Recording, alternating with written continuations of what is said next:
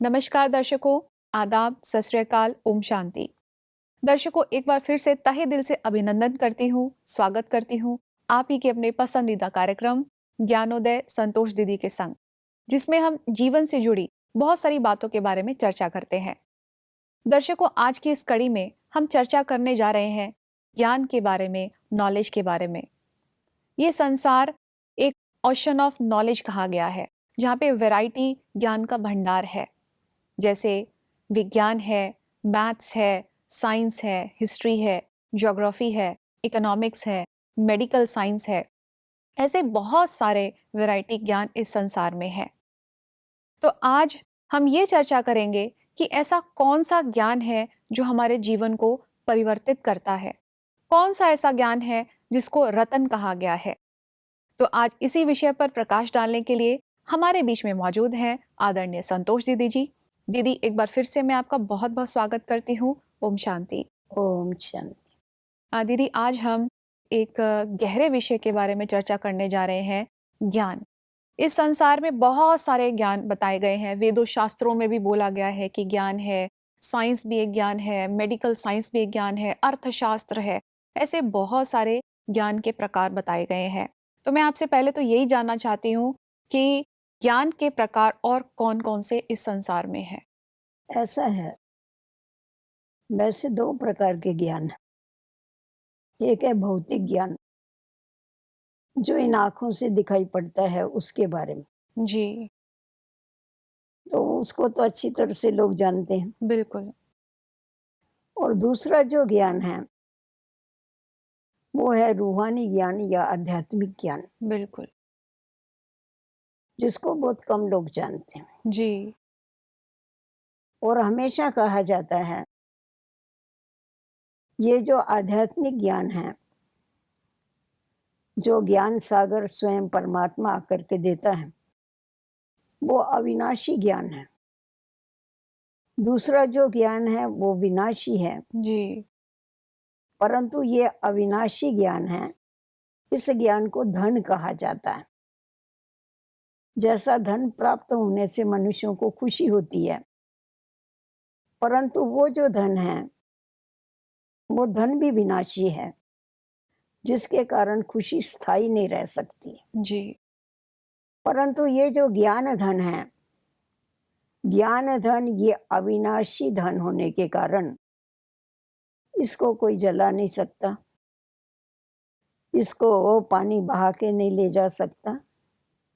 इस ज्ञान धन को कोई चोर नहीं लूट सकता। जी। ये अविनाशी ज्ञान धन ऐसा है, अगर आत्मा एक शरीर छोड़ती है तो वो अपने साथ में उसके संस्कार लेके जाती। जी।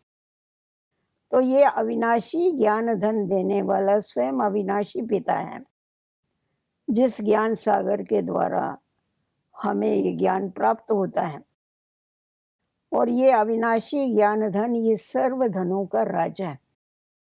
ये सर्व धनों का राजा क्यों है? जिस समय मनुष्य के अंदर ज्ञान आ जाता है, उस समय पर उसको ये दुनिया के सारे धन एकदम तुच्छ लगते हैं। सारी दुनिया उसको नीरस लगती है। जी। और ज्ञान धन प्राप्त होने के बाद उसके पास उसको ऐसी तृप्ति हो जाती है, वो अपने को हमेशा भरपूर अनुभव करता है। जी। वैसा दूसरा धन जितना आता रहेगा उतना मनुष्य को समझेगा कि मेरे को और भी चाहिए, और भी चाहिए, और भी चाहिए। परंतु ज्ञान धन की प्राप्ति होने के बाद उसको संतुष्टता आ जाती। जी। तो इस ज्ञान को रतन भी कहा जाता है। इसको रतन इसीलिए कहते हैं क्योंकि इस ज्ञान के एक वर्षंस को भी अगर आप जीवन में धारण कर लेंगे तो आपका जीवन हीरे जैसा बन जाएगा, कौड़ी से हीरा बन जाएगा। इस ज्ञान को प्रकाश भी कहा जाता है, क्योंकि इस ज्ञान प्रकाश के द्वारा जो मनुष्य का सबसे बड़ा दुश्मन है, शक, जी। अज्ञान, वो उससे विनाश हो जाता है। इसीलिए परमात्मा के लिए गायन करते हैं, ज्ञान सूर्य प्रगट्य अज्ञान अंधेर विनाश। तो जैसा अज्ञान अंधकार में जैसा मनुष्य ठोकरें खाता है, वैसा अज्ञान के अंधकार में मनुष्य ठोकरें खाता है, जिससे उसको दुख की प्राप्ति होती है, जी। अशांति की प्राप्ति होती है। परंतु ज्ञान मिलने के बाद उसको ऐसी संतुष्टता मिलती है, उसको ऐसा सेटिस्फेक्शन मिलता है, जो कुछ भी होता रहता है तो वो उसको बहुत खुशी से सहन कर सकता है। जी। उससे शक्तियां उसको मिलती। मनुष्य का जीवन ज्ञान से परिवर्तित होता है और इससे अविनाशी प्राप्तियां होती है, सदा काल की प्राप्तियां होती है, पवित्र जीवन बनता है, खुशी स्थायी मिलती है, आनंद की प्राप्ति होती है और जितना जितना वो आगे बढ़ता जाता है उसको प्रभु मिलन का सुख मिलता है। जी, जी। तो इसीलिए ज्ञान धन ये सबसे बड़ा धन गाया गया। जी, जी।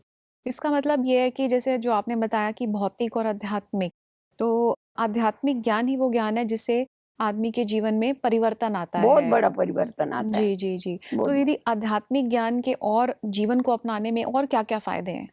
जितना हम आध्यात्मिक जीवन को अपने जीवन में अपनाते हैं, उतना इस संसार में रह करके अपने को न्यारा बना सकते हैं, डिटैच कर सकते हैं, फंस के नहीं रहेंगे, न्यारा होके रहेंगे। जी। और आध्यात्मिक ज्ञान आने के बाद हमारे को ये समझ में आ जाता है कि हर एक जो भी मनुष्य आत्माएं हैं, वो अपना अपना पार्ट प्ले करती है। इसीलिए दूसरों को देख करके मुझे दुखी नहीं होना है। नहीं तो ज्यादा आज मनुष्य इसीलिए दुखी है क्योंकि एक दो के संस्कार नहीं मिलते, भाव स्वभाव जी, नहीं मिलते। बिल्कुल। परंतु ज्ञान के द्वारा हमारे अंदर एडजस्टमेंट पावर आती है। हुँ। तो हम किसी के साथ भी रह सकते हैं, किसी के साथ भी मिल सकते हैं, खुद भी खुश रह सकते हैं, सामने वाले को भी खुश कर सकते हैं। जी, तो ये कितना बड़ा फायदा हो गया। बिल्कुल। परिवार में सुख शांति आ जाती है, जीवन में पवित्रता आ जाती है।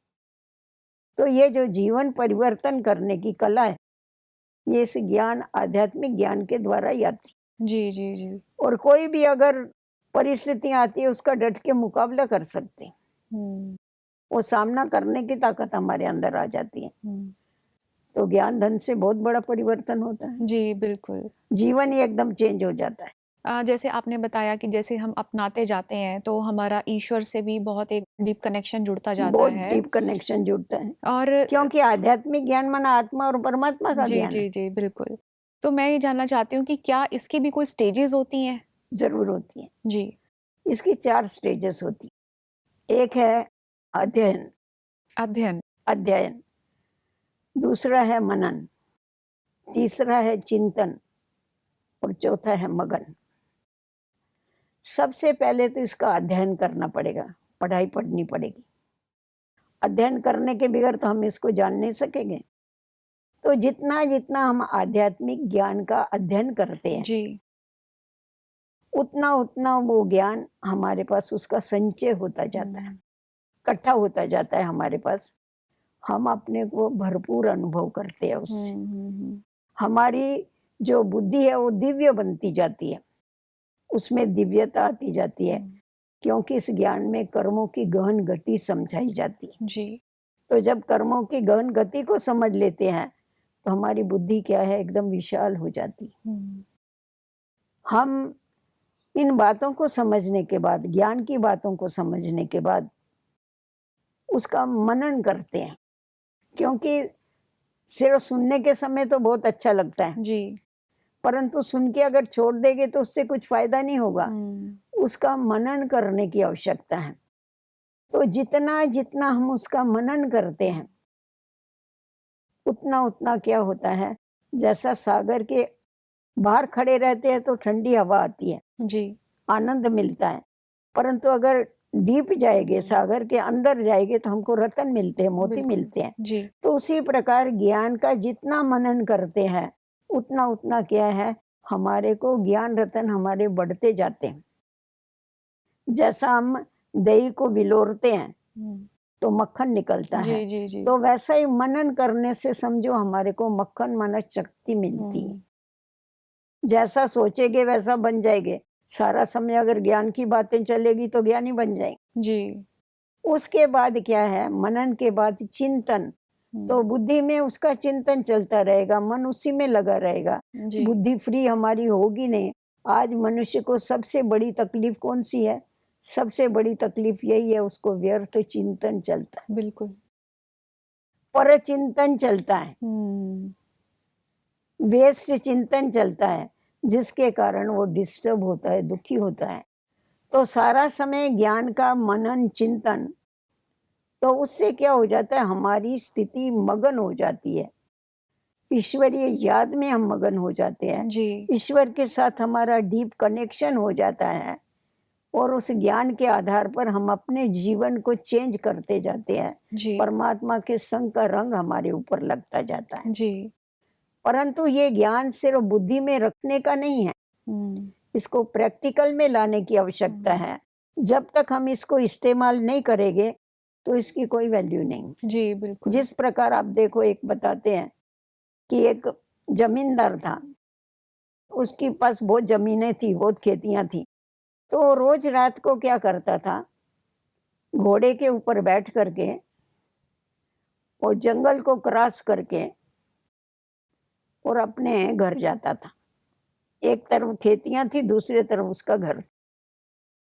सब लोग उसको मना करते थे, क्योंकि वहाँ हिंस्र पशु होते थे। हुँ, सब लोग उसको मना करते थे, तुम ऐसा नहीं करो, कभी तुम्हारे को शेर या कोई भी आकर के, हिंस्र पशु आकर के तुम्हारे ऊपर वार कर देगा। तो उनको बंदूक बताता था, देखो मेरे पास लाइसेंस की बंदूक है, हुँ, मेरे को कोई कुछ नहीं कर सकता है। तो अभी क्या हुआ, एक दिन, और दूसरा रास्ता था जाने का, परंतु वो दूर पड़ता था, ये शॉर्टकट जाता था। जी। तो एक दिन क्या हुआ, रात को उसके सामने शेर आके खड़ा हो, शेर आ गया। शेर आ गया, घोड़े ने जब शेर को देखा तो वो घबरा के वहीं ही खड़ा हो गया। हुँ, वो खड़ा हो गया, जमींदार के पास बंदूक तो थी, पर उसने चलाना नहीं सीखी थी। हुँ। तो अभी इसको तो मालूम नहीं था, शेर को, कि इसके पास लाइसेंस जी, है या जी, नहीं। बिल्कुल, बिल्कुल। शेर को तो उसको तो भोजन मिल गया, उसने उसको हुँ, फाड़ के खा लिया। हुँ। तो ज्ञान वो चीज है, जी, इस्तेमाल करना आना अगर चाहिए। ज्ञान सिर्फ बुद्धि में रखा, उससे फायदा नहीं है। जी, ये जो हम मनन चिंतन करते हैं और मगन हो जाते, अर्थात इसको कर्मों में लाते, यूज करते हैं। जी, तो जितना जितना हम ज्ञान को कर्मों में लाते हैं, यूज करते हैं, उतना उतना ज्ञान की भी वैल्यू बढ़ती, हमारी भी वैल्यू बढ़ती। बिल्कुल, बिल्कुल। तो इसीलिए खास हमेशा कहा जाता है, प्रैक्टिस से परफेक्ट बन हुँ, सकते हैं। जी, तो ज्ञान के जो एक एक रतन है, एक एक वर्षन्स है, उसको प्रैक्टिकल में लाने की आवश्यकता है। इसीलिए देखो, अब देखेगी गीता में भी भगवान वाच है, हे अर्जुन, ज्ञानी तू आत्मा मुझे अति प्रिय। जी। ज्ञानी तो आत्मा माना ज्ञान को धारण करने वाले हुँ, मेरे को प्रिय है, सिर्फ कथावाचक मेरे को प्रिय नहीं। हुँ, तो हम जो भी सुनते हैं या जो भी पढ़ते हैं, जो भी मनन करते हैं, चिंतन करते हैं, उसको प्रैक्टिकल में लाना है। तो इसकी हमारे को थोड़ी सी मेहनत करनी पड़ती है, परंतु इससे हमारा जीवन बड़ा ऊंचा और श्रेष्ठ बन जाता है। जी, सिर्फ यहाँ के लिए ही नहीं बनता है, क्योंकि ये अविनाशी ज्ञान है, तो इसकी प्रारब्ध भी अविनाशी। अपने जीवन में दिव्य गुणों की धारणा करके भविष्य में परमात्मा जो नई दुनिया स्थापन करता है, उसमें देव पद की प्राप्ति कर सकते हैं। हमेशा कहा जाता है ना, नर ऐसी करनी करे, नर का नारायण बन जाए। करनी हुँ, करके बने, ज्ञान हाँ, सुनने सुनाने बिल्कुल, से नहीं बिल्कुल। बने। नर नारी सो ऐसी करनी करे, हुँ, नारी सो श्री लक्ष्मी बन जाए। बिल्कुल। तो ये कर्म क्षेत्र है। कर्म क्षेत्र के ऊपर हमारे को ज्ञान को क्या करना है, इस्तेमाल करना सीखना है। तो जितना जितना ज्ञान को इस्तेमाल करते, इससे हमारा जीवन परिवर्तन में आता है। जी। दीदी, जो आपने बताया कि आध्यात्मिक ज्ञान हमें अपने जीवन में उतारना चाहिए, लेकिन जब हम उतारते हैं, इस प्रैक्टिकल जो चैलेंजेस हम देखते हैं इसमें कि कई बार हमारे संस्कार ही हम पर हावी होते हैं। हम परिवर्तन होना चाहते हैं, लेकिन हमारी कई ऐसे बातें जो हमें भी पसंद नहीं है, लेकिन वो भी कहीं न कहीं रास्ते में अड़चन बन के खड़ी हो जाती हैं। तो ऐसे में हम आगे की ओर कैसे बढ़ें? देखो ऐसा है, जब आप कहाँ भी अब मंजिल की तरफ जाएंगे, तो अड़चनें तो जरूर आएगी। जी। आप पहले से ही ये स्वीकार कर लो कि हम जिस रास्ते पर से जा रहे हैं, वो रास्ता इतना इजी नहीं। अगर सहज होवे तो सब चले ना उस रास्ते पर। बिल्कुल, बिल्कुल। तो इसमें तो सब अड़चनें आएगी, परिस्थिति आएगी, सब कुछ आएगा। परंतु जो भी अड़चनें आती है, जो भी परिस्थिति आती है, उसको हमें साइड सीन करके चलना है। जी, जैसा रास्ते में जाते हैं तो पहाड़ आते हैं, पेड़ आते हैं, सब कुछ आता है ना, तो साइड सीन आते हैं। परंतु वो साइड सीन देख करके हम घबरा नहीं जाते हैं, साइड सीन से हम मनोरंजन करते हैं, जी, खुशी-खुशी से जाते हैं। तो उसी प्रकार ये जो भी अड़चनें हैं, ये हमको आगे बढ़ाने के लिए आती हैं। हम आगे बढ़ रहे हैं, ये उसका साइन है कि हमारे को अड़चनें आ रही हैं। हुँ। अगर हम वहीं खड़े रहेंगे तो काहे को अड़चन आएगी? बिल्कुल, बिल्कुल। तो अगर हमको चलना है, हमको अपना जीवन ज्ञानमय बनाना है, हुँ, हमारे को योगी बनाना है, क्योंकि ज्ञान के आधार पर योग लगता है। जी, अगर ज्ञान नहीं होगा तो योग भी नहीं लगेगा। ज्ञान का मतलब है समझ। जी, तो इसीलिए इसमें अड़चन ज़रूर आएगी, परंतु उस अड़चन को हम बहुत ईज़ी रीति से पार कर सकते हैं, क्योंकि ज्ञान में इन सब बातों की हमारे को समझ धीरे-धीरे मिलती जाती है। जी, जी, जितना-जितना हम अध्ययन करते हैं ना, तो हमारे को मालूम पड़ता जाता है कि कौन-सी अड़चन आने के बाद उसको कैसा क्रॉस किया जाए। जी, जी, जी। तो ये युक्तियाँ हमको बताई जाती है, जिससे हम क्या करते हैं, आगे बढ़ते जाते हैं। घबराते नहीं हैं, परंतु आगे बढ़ कर के अपनी मंज़िल तक पहुँच जाते हैं। जी, और सबसे बड़ी बात क्या है, ज्ञान के आधार पर हमारा बुद्धि का योग ज्ञान सागर के साथ लग जाता है, परमात्मा के साथ। और उसके साथ बुद्धि का योग होने के कारण उसकी हमारे को एक्स्ट्रा मदद मिलती। और हमारे को ये हमेशा अनुभव होता है कि हमारा साथी स्वयं भगवान है। तो हुँ। जिसका साथी भगवान है, उसको क्या रोकेंगे, आंधी और आंधी-तूफ़ान तूफान? है। जी, रोक ही बिल्कुल, नहीं सकते हैं। वो बिल्कुल, आंधी तूफान उसको आगे बढ़ाते हैं, उसको पीछे नहीं कर सकते। बिल्कुल, बिल्कुल। ये बड़ा फ़र्क पड़ जाता है इसमें। मतलब हमें यदि आगे की ओर भी बढ़ना है, तो एक तो परमात्मा को हमेशा हम साथी बनाएँ और एक पॉज़िटिव माइंडसेट के साथ चलें कि ये जो तूफ़ान जो है, ये तोहफ़ा है। पहले से ही ये तैयारी करनी चाहिए मन की कि बिल्कुल। ये आने वाला ही है। आज हाँ। देखो, किसी को बड़ी डिग्री चाहिए। डिग्री चाहिए तो ज़रूर उसका जो परीक्षा आएगी, क्वेश्चन आएँगे, वो ज़रूर डिफ़िकल्ट होंगे ना। बिल्कुल, बिल्कुल। और उसको ज़्यादा परीक्षाएँ देनी पड़ेगी। वो बोलेगा मेरे को डिग्री भी चाहिए पर मेरी परीक्षा नहीं लेगी, हाँ, तो ऐसा उसको तो डिग्री कैसे पॉसिबल नहीं है। मिलेगी? बिल्कुल, डिग्री के लिए पेपर देना पड़ेगा। पेपर तो देने ही पड़ेंगे ना, तो जी, ये जी। पेपर होते हैं जीवन के और कुछ नहीं। आप इसको पेपर समझ लो, इसको तोहफ़ा समझ लो तूफ़ान हुँ। को। बहुत ईज़िली होता है, कोई तकलीफ़ नहीं होती। जी, जी, जी। तो दीदी जैसे पॉजिटिव माइंडसेट हमें रखना चाहिए। तो दीदी और ऐसी इसमें और क्या ज्ञान में और क्या-क्या ऐसी बातें हैं जो हम अपनी प्रैक्टिकल लाइफ में धारण कर सकते हैं? देखो ऐसा है, जब ये आध्यात्मिक ज्ञान हम सुनते हैं, तो इसमें रचयिता और रचना की सारी नॉलेज मिलती है। क्रिएटर कौन है? क्रिएशन क्या है उसकी? जी। परमात्मा ये क्रिएटर है, हम उसकी सब रचना है। और हम जो उसकी रचना है आत्माएँ, हम कैसे पुनर्जन्म के चक्कर में आती है? हर एक को ये क्वेश्चन रहता है जी। कि मनुष्य आत्माएँ पुनर्जन्म के चक्कर में किस आधार पर हुँ, आती है? संस्कारों के आधार पर आती है। हुँ, अभी इस समय कलयुग में पुनर्जन्म लेते-लेते आत्माएँ एकदम तमो प्रधान बन गई हैं। हुँ। जैसे शरीर की 4 स्टेजेस होती है ना, बाल, युवा, वृद्ध और मृत्यु। हुँ, ये शरीर की स्टेजेस है, वैसे आत्मा की स्टेजेस है। Golden, silver, copper and iron. सतो प्रधान, सतो सामान्य, रजो प्रधान और तमो प्रधान। तो जब आत्माएँ तमो प्रधान बन जाती है, तो उसके संस्कार बिगड़े हुए होते हैं ना, जी। क्योंकि वो 5 विकारों के संग में आ जाती।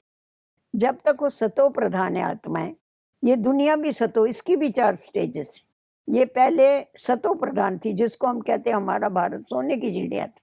हुँ, तो सतो प्रधान उस समय सतयुग था, सतो प्रधानता थी। फिर धीरे-धीरे वो सतो बना, फिर उसके बाद वो रजो बना, अभी तमो बन गया। जी। तो ये जो स्टेजेस है, ये हमारे को जैसा-जैसा मालूम पड़ता है ना, वैसा-वैसा हमारे को ये स्मृति आती है कि हम ही सतो प्रधान थी आत्माएँ, अभी हम तमो प्रधान बन गई है। फिर से परमात्मा आकर के हमें सतो प्रधान बना रहा है। उसका गायन ही क्या करते, पतित पावन। तू आके हमको पतितों को पावन बनाओ। तो कभी तो हमने पावन जीवन का अनुभव किया, इसीलिए तो इच्छा रखते हैं कि वो पावन बनावे। जी। तो कभी किया है जब इस सृष्टि की आदि थी, उस समय हमारे जो संस्कार थे वो बहुत ऊंचे थे, सतोप्रधानी संस्कार थे। तो जब हम ये याद कर लेते हैं कि हम ही देवात्माएं थे, श्रेष्ठ थे, हम फिर से बन सकते हैं ऐसा, ये जब कॉन्फिडेंस हमारे को आ जाता है, तो क्या होता है, ये जो भी उल्टे विचार आते हैं, जो भी ये मनोविकार आते हैं, उन मनोविकारों के ऊपर हम सहज विजय प्राप्त कर सकते हैं। जी। उनको हम भगा सकते हैं मनोविकारों को, क्योंकि हम संपूर्ण निर्विकारी थे। इसीलिए आज भी देखो मनुष्य मंदिरों में जाके गायन करता है, विषय विकार मिटाओ पाप हरो देवा। तो विषय विकारों रहित जीवन व्यतीत किया है, तभी तो हमारी ये इच्छा होती है बिल्कुल। कि विषय विकार हमारे मिटाओ। दूर हो जावे। तो विषय विकार दूर करने की शक्ति हमारे को सृष्टि चक्कर जो परमात्मा समझाता है ना हमको आके, उस पर से हमको समझ में आती है, हमारा स्व का दर्शन कराता है कि तुम ही थे विषय विकारों के ऊपर विजय प्राप्त करने वाले। अभी तुम वापस हो करो, मैं तुम्हारे को शक्ति देता हूँ। जी। तो उससे शक्ति लेके हम अपने मनोविकारों के ऊपर विजय प्राप्त करते हैं। ये ज्ञान हमें सिखाता है। जी, जी, जी। दीदी, आज ये ज्ञान पर आपने इतनी गहराई से चर्चा की है कि ज्ञान क्या है, कौन-सा ज्ञान जो है हमारे जीवन में परिवर्तन लाता है, जो आध्यात्मिक ज्ञान की बात आपने की है। और सचमुच जो बाकी सभी ज्ञान है वो विनाशी है, जो भौतिक कहा गया है। और आध्यात्मिक जीवन से ही न केवल जीवन में परिवर्तन आता है, बल्कि हमारी अपना जो है, हम अंदर से शक्तिशाली होते हैं और हमारे जो संबंध हैं वो भी अच्छे होते हैं। जीवन भी बहुत सुंदर होने लगता है। परिवार सारा सुधर जाता है, समाज बिल्कुल। सुधरता है, देश सुधरता है, विश्व बिल्कुल। सुधरता है, सब बिल्कुल। कुछ सुधरता है। दीदी, आज इस विषय पर प्रकाश डालने के लिए मैं आपका बहुत-बहुत धन्यवाद प्रकट करती हूँ। ओम शांति। ओम शांति। तो दर्शकों, आज इस विषय पर दीदी जी ने इतनी खूबसूरत बातें कही हैं कि ज्ञान के 2 प्रकार हैं। एक होता है भौतिक, जो कि विनाशी है, और एक होता है आध्यात्मिक, जो कि अविनाशी है। और ये आध्यात्मिक ज्ञान ही है जिसको रतन कहा गया है, जो इंसान को मूल्यवान बनाता है, चरित्रवान बनाता है, जो व्यक्ति के जीवन को निखारता है, संवारता है। तो दर्शकों, हमें जीवन में यदि एक ऊंचाई पर जाना है, अपने अंदर एक शक्तिशाली स्थिति को पैदा करना है, तो ये बहुत ज़रूरी है कि हम अपने जीवन में आध्यात्मिकता को अवश्य शामिल करें। और इसकी 4 स्टेजेस भी दीदी ने बताई हैं कि पहला है अध्ययन, फिर होता है मनन, फिर होता है चिंतन और फिर होता है मगन। तो आप सोचिए, यदि हम इस स्टेजेस तक पहुंच जाएं, तो सोचिए हम ना केवल अपने जीवन को धन्य बना लेंगे, बल्कि अनेक लोगों की जीवन के लिए भी हम प्रेरणा स्रोत बन सकेंगे। तो दर्शकों, आज का ये विषय हम यहीं समाप्त करते हैं। अगले एपिसोड में फिर से मिलेंगे एक दूसरे विषय को लेकर के। तब तक के लिए दीजिए इजाजत। नमस्कार। ओम शांति।